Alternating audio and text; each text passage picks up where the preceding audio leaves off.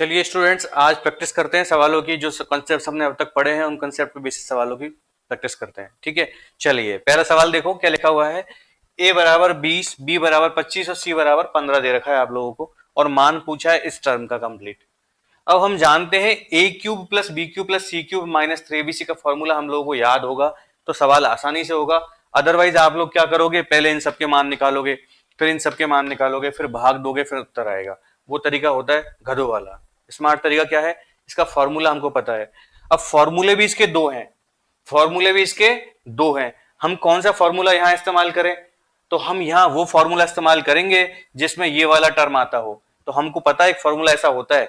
क्या इसका क्या फॉर्मूला होता है, एक a plus B plus C into A square plus B square plus C square minus A B minus B C minus C A. क्या ये फॉर्मूला नहीं होता? सर आपने ये वाला क्यों काम में लिया? इसलिए लिया कि ये टर्म और ये टर्म नीचे ऊपर होने के कारण क्या हो जाएगी, कट जाएगी। यही था ना आपका सवाल। देखो ये चीज तो मैंने ऐसे ऐसे लिख दी, इसका फॉर्मूला मैंने ये वाला उपयोग किया, यहां पर यूज किया। क्यों? क्योंकि नीचे वाली टर्म और ऊपर वाली टर्म क्या है, सेम है, कॉमन है, कट जाएगी। यानी क्या आएगा, a प्लस बी प्लस सी आएगा। और a प्लस बी प्लस सी का मतलब इन तीनों को सीधा जोड़ दो, कितना हो गया, 25 15 40 और 20 60। तीनों टर्मों को जोड़ दिया, एबीसी को, आ गया आंसर। तो सवाल को करने के लिए आपको मैंने कहा फॉर्मूले की कब कौन से की जरूरत है, वो चीज आपको अकॉर्डिंग टू क्वेश्चन पता लगनी चाहिए। ठीक है, आवाज आ रही है आप लोगों को? हाँ ठीक है, चलिए पहला क्वेश्चन हो गया, क्लियर है। देखा आपने कौन सा फॉर्मूला हमने यहां इस्तेमाल किया। सेकंड क्वेश्चन देखना आप। सेकंड में है a बराबर 25, b बराबर 15, c बराबर -10। फिर से चीज पूछी गई है। अब गौर से देखना, फॉर्मूला तो मैं यहां भी लगाऊंगा, लेकिन कौन सा लगाऊंगा, ऐसा फॉर्मूला लगाना है इसका जिसमें ये टर्म्स आते हों, ताकि वो चीज कट जाए। ठीक है, जनरली एग्जामिनर इस तरह का सवाल बनाता है, एग्जाम में पूछा हुआ सवाल है। तो जानते हैं हम इसका एक फॉर्मूला ऐसा भी होता है हमारे पास, कौन सा, 1/2 a plus B plus C a minus B का square plus B minus C का square plus C minus A का स्क्वायर।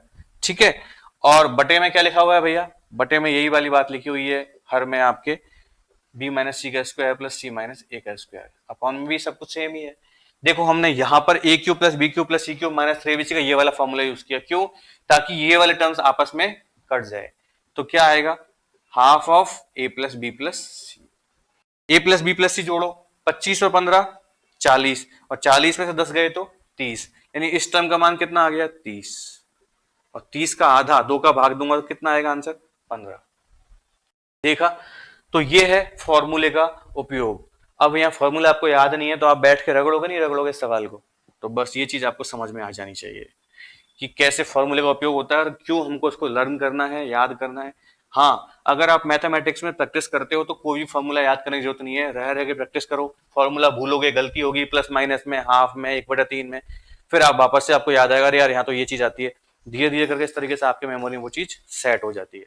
चलिए अब इन सवालों को तरफ आगे बढ़ते हैं। पहला सवाल है A cube plus B cube plus C cube बराबर दे रखा है आप लोगों को 3abc। यानी ये बात कह सकता हूं कि A cube plus B cube plus C cube minus 3abc बराबर क्या दिया है आपको, 0। साथ में कंडीशन और लगा रखी है आप लोगों के सामने, A B and C are positive numbers. A B C क्या है, आपके पॉजिटिव नंबर हैं।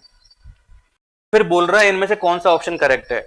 अब एक चीज गौर से सुनना मेरी, इसका फॉर्मूला हम लोगों ने पढ़ा था क्या, A cube plus B cube plus C cube minus 3abc का फॉर्मूला अगर हमने पढ़ा था, ये क्या दे रखा है आपने, उसका 0 दे रखा है ना। 3abc को इधर लेके आ गया, ये चीज आपको दे रखी है। हमने इसका फॉर्मूला पढ़ा है, क्या है इसका फॉर्मूला, इसका फॉर्मूला है हमारे पास 1/2 ए प्लस बी प्लस सी ए माइनस बी का square plus B minus C का square plus C minus A का स्क्वायर। ठीक है, बराबर 0 हो गया, इस फॉर्मूले की जगह रख दिया। अब गौर से देखना, अगर दो वेरिएबल्स का मल्टीप्लीकेशन 0 है, इसका मतलब ईदर वे में या तो फर्स्ट टर्म 0 बन रही होगी या सेकंड टर्म 0 बन रही होगी, तभी दोनों का मल्टीप्लीकेशन 0 आएगा। बात समझ में आ रही है आप लोगों को? तो देखना गौर से, यहां पर a प्लस बी प्लस सी का मान 0 हो सकता है, या तो हम कह सकते हैं भैया, या तो हम कह सकते हैं a plus B plus C बराबर 0 होता होगा। अगर ये 0 नहीं होता होगा तो ये टर्म 0 होती होगी। अगर ये टर्म 0 होगी तो आप जानते हो ये अपने आप में स्क्वायर हैं, और परफेक्ट स्क्वायर्स का अगर सम 0 हो रहा है, इसका मतलब वो अपने आप में टर्म्स क्या होंगे, 0 होंगे। नेगेटिव मान तो पॉसिबल ही नहीं है यहाँ पर। समझ में आ रही है बात? तो इसका मतलब क्या हो सकता है, ये हर टर्म अपने आप में क्या हो, जीरो। जब ये टर्म जीरो होगी तो हम कहेंगे ए बराबर बी होगा, ये होगी तो बी बराबर सी होगा, ये जीरो होगी सी बराबर ए। यानी इन तीनों से मिला के मैं ये कह सकता हूं ए बराबर बी बराबर सी। कुल मिला के 100 बातों की एक बात ये रही कि अगर ये वाली कंडीशन आपको कहीं बन रही है, इसका मतलब दो रिजल्ट उसके पॉसिबल हैं। या तो इन तीनों ए प्लस बी प्लस सी का सम जीरो बन रहा है, या तीनों क्या होंगे, बराबर। अगर तीनों बराबर होंगे तब भी ये टर्म जीरो हो जाएगी कंप्लीट। अगर तीनों का सम अगर जीरो है तब भी ये वाली बात ट्रू हो जाएगी। तो हमको सवाल की सिचुएशन में देखना है कौन सी कंडीशन अगर दी गई है अपने को। सवाल में कह रहा है ए बी और सी पॉजिटिव नंबर है, मतलब धनात्मक संख्या है। क्या अगर तीन धनात्मक संख्याएं हैं दे रखी है आपको, अगर उनका योग बोलूं कि उनका सम कितना होगा, तो क्या उनका सम कभी जीरो हो सकता है? नहीं हो सकता भाई। कोई भी संख्या ले लो आपकी इच्छा हो, जो जो पॉजिटिव नंबर्स हो, उसका सम जीरो नहीं हो सकता सबका। जब एबीसी पॉजिटिव है तो इनका सम जीरो नहीं हो सकता, मतलब ये वाली कंडीशन यहां गलत हो गई कि नहीं हो गई? और ये कह ही रखा है आपको सवाल में कि A cube plus B cube plus C cube minus 3abc बराबर जीरो है, और एबीसी पॉजिटिव है तो ये टर्म जीरो नहीं होगी। तो फिर क्या होगा, ये वाली कंडीशन फुलफिल होगी, ए बराबर बी बराबर सी। देखो ए बराबर बी बराबर सी रख के देखो, इक्वेशन जीरो के बराबर आ जाएगी। आएगी कि नहीं आएगी? इसका मतलब जब आपको कहा जाए एबीसी पॉजिटिव नंबर है तो उत्तर क्या आएगा, ए बराबर बी बराबर सी आएगा। समझ में आई कि बात नहीं आई? आ गई। अब अगले सवाल की तरफ आगे बढ़ो। अगला सवाल क्या है इसको, अगला सवाल में ऑप्शन यही है सेम, चारों के चारों। इस बार भी यही वाली बात लिखी हुई है, देखो बराबर 3abc। यहां कह रहा है ए बी और C are the distinct number, मतलब ए बी सी बराबर नहीं है। डिस्टिंक्ट का मतलब होता है अपने आप में सब अलग अलग है, डिफरेंट वैल्यूज रखते हैं। अगर तीनों डिफरेंट वैल्यूज रखते हैं, इसका मतलब ए बराबर बी बराबर सी तो हो नहीं सकता। और हम जानते हैं अगर ये वाली सिचुएशन बनती है तो दो ही केस पॉसिबल है, या तो बराबर का केस होगा या तीनों का सम जीरो हो रहा होगा। लेकिन ये कंडीशन सवाल वाले ने मना कर दी कि भैया तीनों बराबर नहीं है, डिस्टिंक्ट है। डिस्टिंक्ट है तो इस बार ये वाला केस गलत हो जाएगा और ये वाला केस क्या हो जाएगा, ट्रू हो जाएगा। यानी इस केस में उत्तर क्या आएगा, इस केस में उत्तर आएगा भैया कि ए प्लस बी प्लस सी बराबर जीरो रहा होगा, तभी ये कंडीशन ट्रू हो रही है। ठीक है ना? तो ये दोनों टाइप से मैंने वेरिएशन समझा दिया आप लोगों को, सवाल पूछे जा सकते हैं इन जगहों से। ठीक है, अलजेब्रा में मैं जितना कुछ आपको दे रहा हूं उससे बाहर कुछ पढ़ने की जरूरत आपको बिल्कुल नहीं है। बस इन कंसेप्ट को रिवाइज करते रहना, प्रैक्टिस करते रहना। ये बखूबी इनसे आपको ये मान लो कि अलजेब्रा के 3 से 4 क्वेश्चन जो प्री में आते हैं और 9 से 10 क्वेश्चन जो मेंस में आते हैं, उन अलजेब्रा के 3 से 4 क्वेश्चन आपको यहीं से ही देखने को मिलेंगे, और मेंस के 9 से 10 क्वेश्चन भी यहीं से देखने को मिलेंगे। समझ में आ रही है बात आप लोगों को? बस प्रैक्टिस करते रहना, क्योंकि ये कॉन्सेप्ट भूल जाओगे तो फिर क्या काम किया आपने। क्या इसको यहां से रफ कर दूं? चलिए अब देखना, अगला सवाल लिखा हुआ है बोर्ड पे, वो दिख नहीं रहा होगा आपको, मैं यहां लिख देता हूं साइड में इस चीज को। ए प्लस बी प्लस सी बराबर जीरो है। इन सवालों को गौर से देखना, मैं आपको यहां इन सवालों के दो टाइप के सॉल्यूशन दूंगा। ठीक है, आपको जो बेहतर लगे वो करना, लेकिन दूसरा जो सॉल्यूशन दूंगा मैं स्मार्ट वाला, उस सॉल्यूशन के चक्कर में आप ऐसा नहीं कि आप फॉर्मूला याद ही ना करो। फॉर्मूले तो क्यूब वाले याद करने ही है, उनसे बचना मत। क्योंकि अगर फिक्स वैल्यू दे दी जाए, जैसे आपको मैंने शुरू में सवाल करवाए थे ए बराबर 25 बी बराबर 15 वाला, तो उस टाइप के जब सवाल होंगे ना तो वहां पर कोई ट्रिक काम नहीं करेगी। फिक्स वैल्यूज पे ट्रिक काम नहीं करती, ट्रिक काम करती है जहां फिक्स वैल्यूज ना हो अपने पास में। समझ में आई बात? इस सवाल का उत्तर आप लोगों से पूछा गया है कि क्या होगा। अब एक बात गौर से सुनो, इस सवाल को करने के दो तरीके हैं मेरे पास। हम पहली बात तो ये जानते हैं, अगर a plus B plus C बराबर जीरो है तो एक बात पक्की है क्या, कि A cube plus B cube plus C cube बराबर 3abc होता है। अरे माइनस 3abc बराबर जीरो होता है ना, तो जीरो के बराबर भेज दिया इसको, तो ये वाली बात होती है, पक्का है। अगर ये ऐसा नहीं कहता ए प्लस बी प्लस सी बराबर जीरो है, और ये कह देता ए बराबर बी बराबर सी है, तो भी ये बात सच होती। समझ में आ रही है नहीं आ रही है? दोनों बात पकड़ के रखना दिमाग में। अब इसको कैसे करें, एलसीएम ले लो तीनों का, तो एलसीएम कितना आएगा, एबीसी। एलसीएम लेना जानते हो ना आप बीजगणित में, तीनों में टर्म्स कौन से जो कॉमन है जो आ रहे हैं यहां पर, और जो कॉमन नहीं आ रहे उनको भी रखना होता है। एलसीएम लेना आप लोगों को आता होगा। जैसे मैं आपसे कहूं 2 का 3 का और 4 का एलसीएम लो, तो क्या लेते हो आप एलसीएम? इन में 2 आ रहा है, चलो एक 2 बच गया, उस जो बचा हुआ है उसको भी ले लो, 3 बच गया 3 को भी ले लो। ऐसे ही करते हैं ना। यहां बीसी है तो बीसी आ गया, यहां एसी है मतलब सी तो ऑलरेडी है, ए और आ जाएगा, ए बी आ गया। ठीक है, ये एलसीएम लेने का तरीका होता है जो आप लोगों ने सीखा होगा। चलो अब एबीसी है या बीसी है, तो बीसी का भाग अगर एबीसी में दूंगा तो क्या बचेगा, ए, और ए को इससे गुणा कर दूंगा ऊपर, यानी ए क्यूब आएगा। सिमिलरली यहाँ बी क्यूब आएगा और यहाँ क्या आएगा, सी क्यूब आएगा कि नहीं आएगा। हम जानते हैं A cube plus B cube plus C cube बराबर तो 3abc होता है, यानी 3abc अपॉन एबीसी। कट गया, कितना आया, 3। एक तरीका तो ये है भैया, अकॉर्डिंग टू फॉर्मूला। यहां पर फॉर्मूला भी लगा सकते हैं और ट्रिक भी लगा सकते हैं, लेकिन इससे पुराने वाले सवालों में ट्रिक नहीं लगा सकते, सिर्फ फॉर्मूला ही लगा सकते हैं। चलिए इस सवाल को मैं बिना इस फॉर्मूले के करके बताता हूं आप लोगों को, ठीक है। चलो, a plus B plus C बराबर 0 है। कितनी इक्वेशन है मेरे पास में, एक इक्वेशन है। वेरिएबल कितने हैं, 3, a b और c। जब एक इक्वेशन है, 3 वेरिएबल है, इसका मतलब 2 वेरिएबल्स को मैं अपने हिसाब से कुछ भी मान सकता हूं, लेकिन मानते वक्त ये जरूर ध्यान रखूंगा कि सिचुएशन ऐसी क्रिएट ना हो सवाल में कि सवाल अनडिफाइन हो जाए, मतलब 0/0 रूप बन जाए, कहीं ना कहीं 1/0 बन जाए या 0/0 बन जाए, ऐसा नहीं होना चाहिए। तब मैं इस सिचुएशन को काम में ले सकता हूं। चलिए अब मैं गौर से देखूं तो यहां पर मैं 2 वेरिएबल्स का मान कुछ भी ले सकता हूं। वो 2 वेरिएबल्स कोई भी हो सकते हैं, वो 2 वेरिएबल्स कोई भी हो सकते हैं। ये जरूरी नहीं कि मैं जिस वेरिएबल को 0 लूं या 1 लूं वही वेरिएबल आप भी मानो, कोई जरूरत थोड़ी है इस चीज की। मत मानो ना, आप कुछ और मान लो, इन तीन में से बीसी मान लो, ए बी मान लो या ए सी मान लो, कोई भी पेयर लो, आपका आंसर आ जाएगा। पहली बात क्लियर हो गई। अब सेकंड थिंग समझना, क्या ए बी सी में से किसी को भी 0 ले सकता हूं मैं, नहीं ले सकता हूं। क्यों, क्योंकि ए बी सी सभी नीचे क्या आ रहे हैं, हर में आ रहे हैं। अगर ए को 0 लिया तो ये अनंत हो गया, बी को लिया तो भी अनंत हो गया, सी को लिया तो ये अनंत हो गया, ये अनंत हो गया। कुल मिला के ए बी सी में से किसी का भी मान मैं 0 नहीं मान सकता हूं। फिर आगे प्रोसीड करता हूं, जब 0 नहीं मान सकता हूं तो 1 मान लूंगा। अगर 1 मान लूंगा तो मान लो मैंने ए बराबर कितना मान लिया, 1, ए बराबर 1 मान लिया। अगर ए बराबर 1 मान लिया, मैंने कहा 2 वेरिएबल्स के मान सकता हूं, 3 के तो मान नहीं सकता हूं, ये मैंने आपको बोल ही दिया है। चलो तो बी बराबर भी मान लू, बी बराबर कितना मानू, मैं तो मान लूंगा 1 है। कितना है, 1 है। अब ए बराबर 1 है, बी बराबर 1 है, तो कितना हो गया, ये 2। अगर ये 2 है तो सी का मान कितना आएगा, -2 आएगा कि नहीं आएगा। अरे ये दोनों जब मिला के 2 हो रहे हैं तो इसका मान -2 होगा, तभी तो इनका सम 0 बनेगा, ठीक है। अब ए बी सी के मान आ गए मेरे पास में, ये दोनों मान मैंने अपने हिसाब से माने और ये इक्वेशन ने मुझे दिया रिजल्ट, ठीक है। इनका उपयोग इस इक्वेशन में कर लो, आपका आंसर आ जाएगा, ठीक है। चलो कैसे करेंगे देखना। ए का स्क्वायर कितना होता है, 1, बी इंटू सी कितना होगा, -2, माइनस लगा दो, प्लस बी स्क्वायर कितना है, 1, ए इंटू सी कितना होगा, -2, यानी -1/2। कोई प्रॉब्लम नहीं है। चलो सी स्क्वायर, सी स्क्वायर का मतलब -2 का स्क्वायर, -2 का स्क्वायर कितना होता है बेटा, 4 होता है। ए बी, 1 गुणा 1 कितना होता है, 1, ठीक है। -½ और -½ कितना होता है, -1, +4 कितना आया आंसर, 3। देखा आपने, मैंने बिना किसी फॉर्मूले का उपयोग किए इस सवाल को बना लिया, क्योंकि मुझे पता था इक्वेशन 1 है और वेरिएबल 3 है, तो मैंने अपने हिसाब से वेरिएबल्स माने भी इस तरह से कि कोई भी कंडीशन अनडिफाइन ना हो, मतलब कहीं भी अनंत नहीं बनना चाहिए। तो मैंने देखा 0 पे अनंत बन रहा है तो 1 मान लिया।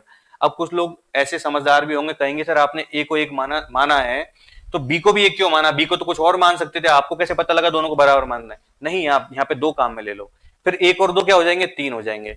फिर आपको यहाँ सी का मान -3 लेना पड़ेगा 0 करने के लिए। समझ में आ रही है ना। अरे यहाँ कोई भी मान मानो आप, जो भी मान मानोगे इन दोनों का योग सी के उल्टे चिन्ह के बराबर होंगे। अगर यहाँ 1 मान लोगे, बी को 2 मान लोगे, तो सी को कितना मानूंगा, -3, ताकि इस सबका सम कितना हो जाए, 0। तब भी सवाल आ जाएगा, आंसर आ जाएगा। लेकिन मुझे कैलकुलेशन कम से कम करनी है। कोई 100 150 मान के भी करेगा तो भी आंसर आ जाएगा उनका। कैलकुलेशन बचाने के लिए हम जनरली 0, 1 और 2 और -1, ये 4 नंबर में से ही मानने की कोशिश करते हैं। आपके मैक्सिमम आंसर यहीं से आ जाते हैं। मैक्सिमम मतलब 99% आंसर आपके यहीं इन सबसे बन जाएंगे, ठीक है। बात समझ में आ रही है। चलिए अब कुछ और सवाल हैं जो मैं आपको करवाता हूं, इसी फॉर्मूले पे, इसी कंसेप्ट पे बेसिस है, वो एग्जाम में पूछे गए हैं, ठीक है। फिर हम नए कंसेप्ट की तरफ आगे बढ़ेंगे। समझ में आ रहे हैं ना मेथड जो मैं करवा रहा हूं आप लोगों को। देखिए अब एग्जाम में आए हुए कुछ सवाल आपके सामने मैं लिख रहा हूं, लिखते जाना। पहला सवाल है आप लोगों के सामने, क्या है, सवाल कहाँ गया, ये रहा। ए प्लस बी प्लस सी बराबर 0 है और आपसे पूछा है a³ plus b³ plus C cube plus 3abc, इसका मान आप लोगों से पूछा गया है। पहला सवाल तो ये है, ऑप्शन लिख देता हूं उसके आपके सामने, 6abc, बी 9abc, सी 0, डी 3abc। ये फर्स्ट क्वेश्चन है आप लोगों का। ओके, नेक्स्ट क्वेश्चन है a माइनस बी का cube plus B minus C का cube plus C minus A का क्यूब, इसका मान कितना होगा आपको ये बताना है। ठीक है, और अगला सवाल लिखते हैं, X square minus Y square का whole cube plus Y square minus Z square का whole cube plus Z square minus X square का होल क्यूब अपॉन, अपॉन में क्या दे रखा है आपको, एक्स माइनस वाई का cube plus Y minus Z का cube plus Z minus X का क्यूब। ठीक है, चलिए अगला सवाल लिखें। अगला सवाल देखो, अगला सवाल है A square minus B square का whole cube plus B square minus C square का whole cube plus C square minus A square का होल क्यूब, और इसका मान आप लोगों से पूछा गया है। ऑप्शन लिख देता हूं आप लोगों के सामने, ए plus B, A minus B. ठीक है, A plus B, A plus B. सी देखना, ए माइनस सी, ए माइनस सी। डी ऑप्शन देखना, बी माइनस सी और बी माइनस सी। ठीक है, और सवाल बाद में करते हैं, पहले इन सवालों को देख लेते हैं एक बार। ठीक है, चलिए एक एक करके सवालों को बनाने की कोशिश करना। कंसेप्ट अभी हमने जो पढ़ा है वही कंसेप्ट लगाना है हर जगह पे। दिख भी रहा है क्यूब वाली बात है, 3abc वाली बात है, इसका मतलब वही कंसेप्ट लगने वाला है। अब देखना है गौर से, a प्लस बी प्लस सी का मान अगर 0 होता है तो हम एक बात जानते हैं क्या, इसका मतलब सीधा दिमाग में ये देखते हैं, आपके दिमाग में घंटी बजनी चाहिए क्या, कि A cube plus B cube plus C cube बराबर कितना होता है, 3abc। बजती है कि नहीं बजती घंटी, बजती है। ये 9 नहीं 3 है, 3। ओके, तो हमको यहां इसका मान पूछा है, तो इस टर्म का मान हमारे पास कितना है, 3abc, और ये 3abc ऑलरेडी है। 3abc और 3abc कितना हो गया, 6abc। यही आंसर आ गया। सिंपल सवाल था, पूछा गया आपके एसएससी सीजीएल प्री के अंदर। चलिए अगला सवाल देखो। अगला सवाल क्या है आप लोगों के सामने, a माइनस बी का whole cube plus B minus C का whole cube plus C minus A का होल क्यूब। क्या है, a माइनस बी का whole cube plus B minus C का whole cube plus C minus A का whole cube, और इसका मान आप लोगों से पूछा गया है। कैसे करेंगे इस सवाल को, इस सवाल को करने के लिए आपको सबसे अच्छी बात और सबसे ज्यादा दिमाग में रखने वाली बात है, हेलो हेलो, ये है दिमाग में रखने वाली बात, ये अंदर की टर्म्स को देखना एक बार। मान लो ये टर्म कितनी है x, ये टर्म कितनी है y, और ये टर्म क्या है z। खाली आपको समझाने के लिए कर रहा हूं, आपको एग्जाम में सब नहीं करना है। ठीक है, एग्जाम में आप डायरेक्ट पहचानोगे, प्रैक्टिस के बाद पता लगेगा। इसको x मान लो, इसको y मान लो, इसको z मान लो। अब मैं x plus Y plus Z निकालने की कोशिश करता हूं यहां से। तो x बराबर कितना है, a minus B plus y बराबर कितना है, b minus C plus z बराबर कितना है, c माइनस ए। देखो गौर से, a से a कट गया, b से b कट गया, c से c कट गया, मतलब कितना आ गया, 0 आ गया। x plus Y plus Z बराबर 0 है, और इसको मैंने x मान लिया पूरी टर्म को। इसका मतलब इस सवाल मेरा क्या था, X cube plus Y cube plus Z cube, यही रह गया ना सवाल। तो हम जानते हैं X cube plus Y cube plus Z cube बराबर तो कितना होता है, अगर X plus Y plus Z बराबर 3xyz होता है, यही हमारा उत्तर होगा। लेकिन यहां हमने एक्स वाई जेड तो अपने माने हैं ना, अब वो ओरिजिनल मान रख दो इस जगह पे जो हमने एक्स वाई जेड माने थे। एक्स क्या था हमारा, a माइनस बी, वाई क्या है, b माइनस सी, और जेड क्या है, c माइनस ए। आ गया आंसर, आ गया कि नहीं आ गया। ये तो रहा आपको समझाने की दृष्टि से मैंने एक एक चीज लिखी। आगे से आप कैसे करोगे सवाल को, अंदर ही जोड़ के देख लो, a minus B plus B minus C plus C minus A. अच्छा, ये b माइनस का प्लस का कट गया, a और a कट गया। अच्छा, ये तीनों टर्मों का योग 0 आ रहा है अलग से, इसका मतलब इनके क्यूब किसके बराबर होगा, 3 इंटू ये तीनों टर्मों का मल्टीप्लीकेशन। समझ में आ गई बात। ठीक है, एग्जाम में इतना सब लिखने की जरूरत आप लोगों को नहीं है। चलिए अब अगला सवाल देखो आप लोग, समझ में आ गया ना ये, चलो कर दो। अगला सवाल देखना, ये वाला सवाल लिखा हुआ है, ये सवाल अभी जो बताया उसकी तरह का ही सवाल है। क्या है, X square minus Y square का whole cube plus Y square minus Z square का whole cube plus Z square minus X square का होल क्यूब। ओके, नीचे क्या लिखा हुआ है, एक्स माइनस वाई का whole cube plus Y minus Z का whole cube plus Z minus X का होल क्यूब। अब वही चीज देखना, बार बार अब यहाँ इसको एक्स वाई को, इस टर्म को ए मान लो, इसको बी मानो, इसको सी मानो, इतना जरूरत नहीं है। देखो डायरेक्ट यहाँ इन जो अंदर की जो टर्म है ये वाली, क्यूब को भूल जाओ एक बार, ये अंदर की टर्म ये वाली और ये वाली, इन तीनों का सम जीरो आ रहा है कि नहीं आ रहा? आ रहा है। A plus B plus C बराबर जीरो है, इसको ए मान लो, इसको बी मान लो, सी मान लो। A plus B plus C बराबर जीरो, मतलब A cube plus B cube plus C cube बराबर कितना होगा? 3abc। ये A cube B cube C cube भी तो लिखे हुए हैं, यानी इसका मान मैं अगर डायरेक्ट लिखना चाहूं तो क्या ये लिख सकता हूं मैं? 3 into X square minus Y square minus Z square और Z square minus X square. सही बात है, अंदर के टर्म्स का सबका सम जीरो था, इसलिए इनके क्यूब का जो क्यूब का सम जो होगा वो thrice of all the terms, thrice of all the terms, ठीक है, अपॉन। सिमिलरली यहां भी देखो अंदर के टर्म्स का सम जीरो है, इन तीनों को जोड़ो तो जीरो आ रहा है, जीरो आ रहा है, मतलब इनका क्यूब क्या होगा? फिर से थ्राइस ऑफ अंदर के सारे terms, X minus Y minus Z और जेड माइनस एक्स। तीन से तो तीन कट गया, देखो यहां X square minus Y square है, यहां एक्स माइनस वाई है, फॉर्मूला पड़ा है A square minus B square का, क्या होता है? A minus B into A plus B. A minus B से ए माइनस बी कट जाएगा, मतलब एक्स माइनस वाई से एक्स माइनस वाई कट जाएगा, ऊपर सिर्फ क्या बचेगा? एक्स प्लस वाई बचेगा। सिमिलरली यहां क्या बचेगा? वाई प्लस जेड बचेगा, और यहां क्या बचेगा? जेड प्लस एक्स बचेगा, और यही हमारा सवाल का आंसर होगा। बात समझ में आ गई? नहीं आ गई? आ गई। तो ये एक तरीका है, इस पे भी सवाल, मतलब ये भी पैटर्न है एग्जाम में पूछने का, किन किन तरीके से एग्जाम में सवाल पूछे जा सकते हैं, उन सब टाइप पे मैं कवर कर रहा हूँ। हर टाइप पे मैं वो सब पॉसिबल क्वेश्चंस करवा रहा हूँ, जो जो वेराइटीज पॉसिबल है, और ये सब क्वेश्चन जो भी मैंने आपको करवा रहा हूँ ये आपके सीजीएल में आए हुए क्वेश्चन ही हैं, ठीक है।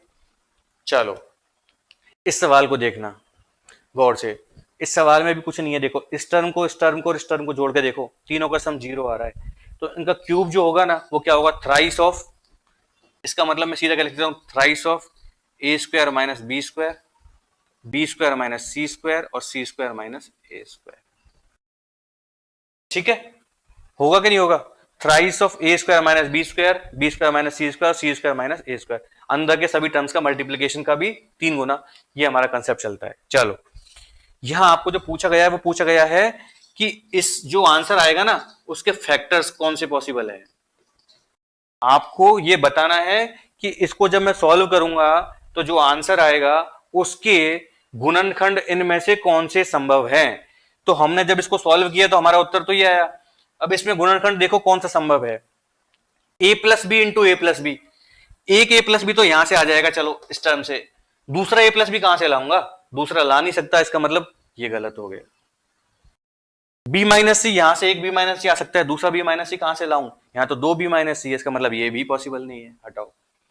ए माइनस सी और ए माइनस सी, चलो ए माइनस सी तो बन नहीं रहा, सी माइनस ए बन जाएगा, एक माइनस यहां से ले लो, एक माइनस यहां से ले लो, तो सी माइनस ए सी माइनस ए हो गया, एक सी माइनस ए तो यहां से ला दूंगा, दूसरा सी माइनस ए तो आ ही नहीं, किसी भी टर्म से नहीं आएगा, और इसका मतलब ये भी पॉसिबल नहीं है।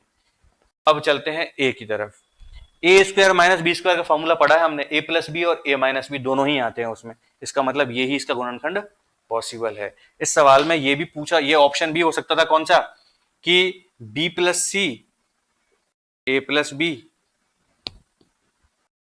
और सी प्लस ए, तो क्या ये पॉसिबल था? बिल्कुल पॉसिबल था। क्यों पॉसिबल था? ए प्लस बी यहां से आ जाएगा, बी प्लस सी यहां से आ जाएगा, सी प्लस ए यहां से आ जाएगा, समझ में आया? यहाँ ये इसमें और एडिशनल सी माइनस ए भी कर देता तब भी पॉसिबल था, यहाँ बी माइनस सी कर देता तब भी पॉसिबल था, और यहाँ ए माइनस बी और कर देता तब भी पॉसिबल था।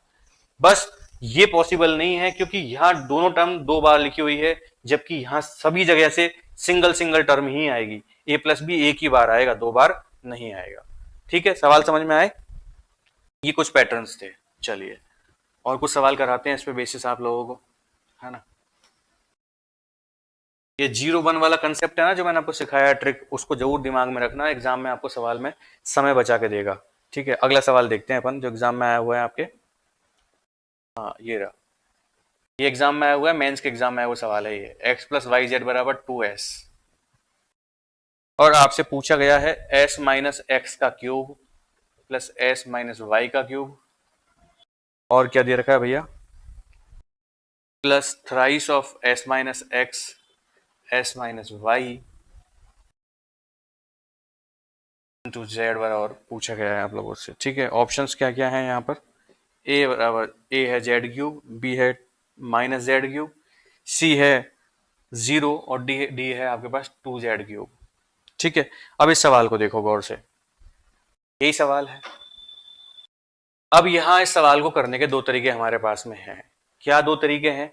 पहली बात, यहां क्यूब दिख रहे हैं, यहां 3 गुना दिख रहा है, एक टर्म गायब होती हुई दिख रही होगी आपको यहां पर कि भैया सर यहां तो जेड क्यूब है ही नहीं है ना। तो आपको कुछ यहां से क्लू मिलेगा। क्लू क्या मिलेगा उसको गौर से देखना। मैं इस इक्वेशन को, इस वाले टर्म को मैं क्या बना सकता हूं देखना। इस एस के दो टुकड़े कर दूं, एस और एस कर दूं। अब देखना आप, X plus Y plus Z बराबर लिख दिया मैंने एस प्लस एस। आपको पता है यहां एस माइनस एक्स है, एस माइनस वाई है, मतलब एस किन किन के साथ में, एक्स और वाई के साथ में। तो जेड को तो जेड ही ट्रीट करो, एक एस को एक्स के साथ रख लो, एक को वाई के साथ रख लो, तो इधर भेज दो सबको। तो क्या बनेगा, S minus X plus S minus Y, ये वाई भी आ गया, और माइनस का जेड बराबर 0। माइनस जेड को भी एक काम करो, प्लस तो बाहर लिख दो और भीतर क्या लिख दो अब, माइनस। माइनस जेड अंदर लगा दिया, A plus B plus C बराबर 0 है। A plus B plus C बराबर क्या हो गया, ये 0 हो गया।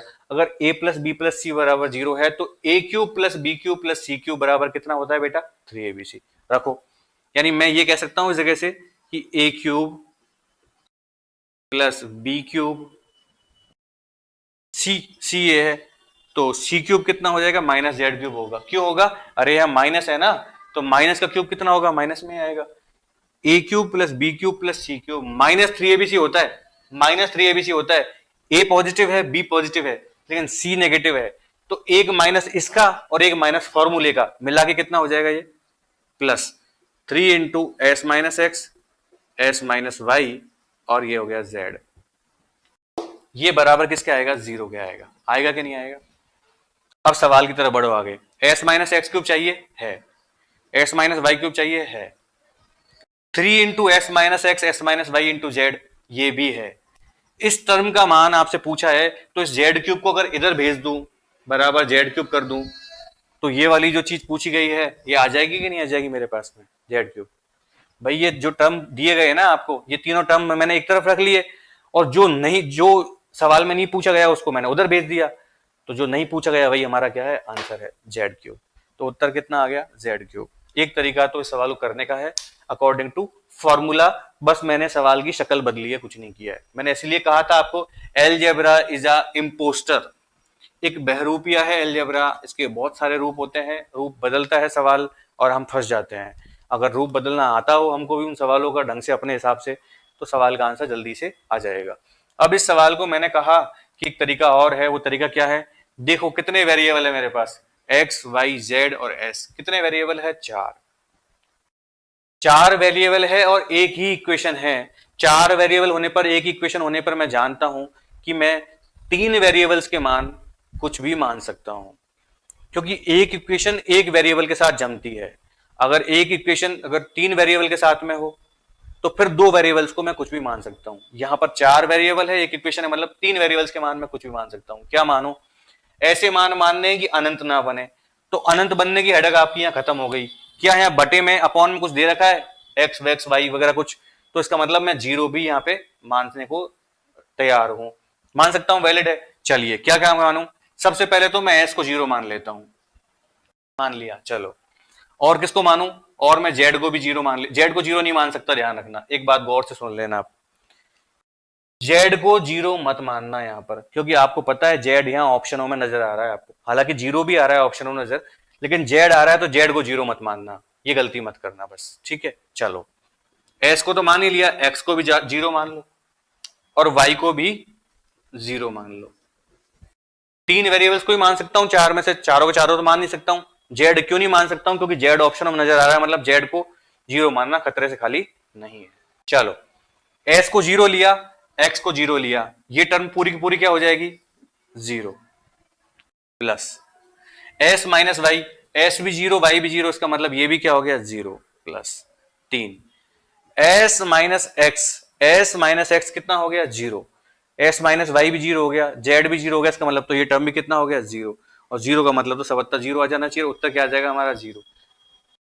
अब 0 आ जाएगा, ये बात सच है, लेकिन इससे जेड तो आइडेंटिफाई नहीं हो रहा ना, जेड भी तो जीरो हो सकता है। अगर जेड जीरो होगा तो ये भी जीरो बन जाएगा, ये भी जीरो बन जाएगा, ये भी जीरो बन जाएगा। इसका मतलब इस समस्या से बचने के लिए हमेशा एक काम किया करो आप लोग। क्या काम किया करो? एस का मान तो आप जीरो ले लो। क्यों ले लो? क्योंकि एस का कोई भी रोल ऑप्शंस में नहीं है, पहली बात है या नहीं है? नहीं है, तो एस को तो जीरो ले लो आप। बाकी एक्स और वाई को आप जीरो ना लो, एक्स और वाई को जीरो ना लो, एक्स और वाई को आप क्या ले लो? वन ले लो। क्या ले लो? वन ले लो। हालांकि एक्स और वाई को जीरो लोगे तो आपको पता है प्रॉब्लम क्या होगी? प्रॉब्लम ये होगी कि जीरो भी ऑप्शन में दिया गया है और यहां पर जो जेड है वो भी जीरो हो सकता है, तो फिर ये चारों ऑप्शन ही पॉसिबल हो जाएंगे। इसीलिए मैं ले लूंगा एक्स बराबर वन और वाई बराबर वन, ताकि प्रॉब्लम ना हो। और मैं तो कहता हूं जब भी आपको कोई एक वेरिएबल्स के ऑप्शन हो और एक जीरो का ऑप्शन हो ना, तो कभी जीरो पुट करना ही मत आप। चार में से एक जीरो मान लो एक वेरिएबल को, और एक वेरिएबल भी कौन सा? वो कॉमन वेरिएबल जो सवाल में दोनों चीजों में दिया हुआ है लेकिन ऑप्शनों में नहीं है, उसको जीरो मान लो। ठीक है, चलो अब रखो मान S minus X. S minus X का मतलब जीरो माइनस वन कितना हो गया? Minus one. माइनस वन की पावर तीन मतलब कितना हो गया? माइनस वन हो गया। ठीक है, चलो आगे चलो, प्लस। ठीक है,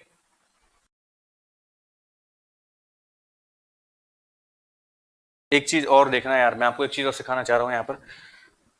जब भी मैं कोई भी मान मानूं तो इस तरीके के मान मुझे मानने हैं, इस तरीके के मान मुझे मानने हैं कि इक्वेशन दोनों तरफ की क्या हो? सेटिस्फाई हो। ऐसा नहीं होना चाहिए कि यहाँ दो है यहाँ तीन हो रहा है, इक्वेशन सेटिस्फाई नहीं हो रही और हम मान माने ही जा रहे हैं। ऐसा नहीं करना। जब मैंने आपसे कहा था कि इसमें मैंने अगर एक्स को और वाई को जीरो जीरो लिया था, देखो आप गौर से, एस जीरो लिया था मैंने, एक्स जीरो लिया था और वाई जीरो लिया था, तो प्रॉब्लम खड़ी हो गई हमारे सामने कि जीरो आ रहा था। लेकिन जीरो यहां भी बन सकता था, वो कैसे देखना? X plus Y plus Z बराबर टू एस है। एस जीरो हो गया यानी ये जीरो हो गया, चलो एक्स जीरो हो गया, वाई जीरो हो गया, तो जेड भी तो जीरो बनेगा फिर।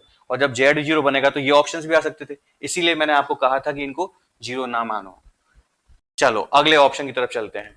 अब गौर से देखना, मैंने एस को क्या मान लिया है? जीरो। एक्स को मैं एक मान रहा हूं, वाई को भी क्या मान रहा हूं? एक। अगर ये एक और एक दो है और ये बराबर में जीरो हो रहा है, इसका मतलब जेड का मान यहां से क्या आना चाहिए? आप लोग बोलो। जेड का मान आना चाहिए यहां से माइनस का दो। आना चाहिए नहीं आना चाहिए? अब इक्वेशन में उठा के रख लो। अभी देखो, S minus x, zero minus one, power तीन, माइनस एक की पावर तीन मतलब माइनस एक, यहां भी माइनस एक, प्लस यहां माइनस एक और यहां भी माइनस एक, और यहां कितना आएगा जेड की जगह पे? माइनस का टू। ओके, चलो ये माइनस का टू हो गया, plus minus minus plus into minus कितना होता है? माइनस का तीन दूनी छह, कितना आया? माइनस का आठ। अब माइनस आठ आया, अब आप कहोगे यार सर ऑप्शन में तो आठ वाट कुछ दे नहीं रखा, तो बेटा जेड का मान हमने माइनस टू आया ना हमारे पास में, जब हमने एक्स वाई का मान माना, तो इक्वेशन सेटिस्फाई हो गई हमारी। इक्वेशन सेटिस्फाई हो गई तो मतलब ऑप्शन में भी जेड का मान माइनस टू रख के चेक करो, तो माइनस टू चेक करूंगा तो कितना आएगा? माइनस का आठ। यहां कितना आएगा? प्लस का आठ आएगा। एक दूसरे के अपोजिट चिन्ह समझ लेना, गलती मत कर देना। यहाँ माइनस का आठ आएगा, यहाँ प्लस का आठ आएगा, यहाँ तो उसका भी दुगना हो रहा है, यहाँ तो बात ही नहीं है, और यहाँ जीरो है, मतलब ये तो हो ही नहीं सकता। इसका मतलब आंसर क्या आएगा? ए। समझ में आ गई बात? यानी कि आपको जब भी एक इक्वेशन दी जाए और तीन चार वेरिएबल दे दिए जाए उसी इक्वेशन में, तो आप एक इक्वेशन में एक वेरिएबल को कुछ मत मानो, बाकी सारे वेरिएबल को कुछ भी मान सकते हो। मानते वक्त कुछ शर्त आपको याद रखनी है जो मैं आपको बोल देता हूं। सवाल में इन्फिनिटी नहीं बनना चाहिए, अनडिफाइंड सिचुएशन नहीं बननी चाहिए। साथ में यह भी याद रखो, जब हम कोई भी चीज माने तो कम से कम जो इक्वेशन जिसमें हम वो वैल्यूज पुट करके सवाल को कर रहे हैं आगे, तो वो इक्वेशन सेटिस्फाई होनी चाहिए। ऐसा ना हो कि हम मान तो मान रहे हैं, एक तरफ तो लेफ्ट हैंड साइड में दो आ रहा है और राइट हैंड साइड में तीन आ रहा है बराबर में, तो दो बराबर तीन कभी संभव है क्या? नहीं है। वो वाली बात आपको याद रखनी है।